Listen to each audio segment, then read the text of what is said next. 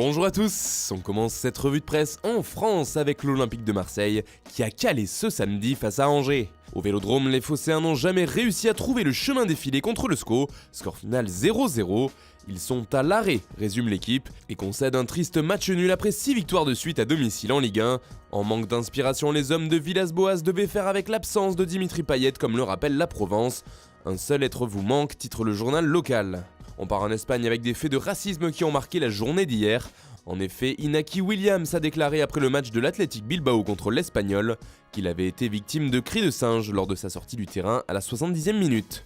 Des faits graves que dénonce Marca ce dimanche, ça suffit le racisme, clame le quotidien ibérique. Le traitement de cet incident n'est d'ailleurs pas le même dans toute la presse. Le journal AS par exemple n'en parle qu'au pied de la page 20. D'autres quotidiens généralistes, eux, en revanche, en font leur couverture, comme El Correo, qui dénonce aussi les insultes proférées à Williams. Toujours en Espagne, les autres médias sportifs ont choisi de faire leur une sur un autre sujet, qui a également marqué la journée de Liga, la défaite 2-0 du Barça contre Valence. Et pour sa troisième rencontre à la tête de l'équipe Blaugrana, Quique Sétienne a donc déjà chuté.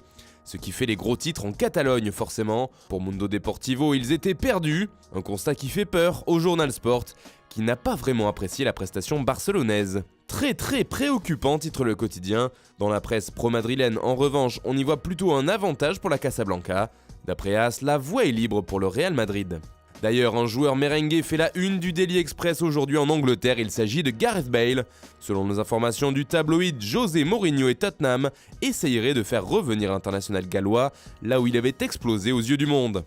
Le Real, comme les Spurs, souhaiterait un transfert sec et non un prêt, et alors que les Madrilènes arriveraient enfin à se débarrasser d'un gros salaire qu'ils veulent voir partir depuis quelque temps déjà, Tottenham de son côté y verrait un renfort de points en attaque, où l'absence d'Harry Kane se fait sentir. A noter que les deux clubs espèrent boucler le dossier avant la fin du mercato hivernal. Enfin, direction le Portugal pour finir avec un autre transfert qui concerne un club de Première Ligue. C'est le cas Bruno Fernandes qui semblait pourtant en mauvaise voie ces derniers jours. Alors que le Sporting faisait le forcing pour le voir partir à prix d'or, Manchester United semblait camper sur ses positions. Pourtant, si on en croit Record, les Red Devils reviendraient à la charge avec une offre de 55 millions d'euros. Les Anglais sont à Lisbonne pour négocier et les dirigeants du Sporting réfléchissent aux possibilités et différentes variables pour atteindre les 70 millions d'euros demandés en échange de leurs joueurs. D'après Ojogo, une solution pourrait être trouvée avec un transfert fixe à 55 millions d'euros auquel pourraient s'ajouter des bonus d'environ 15 millions d'euros. Voilà, c'est tout pour ce matin, bonne journée à tous, on se retrouve très vite pour une nouvelle vidéo sur Foot Mercato.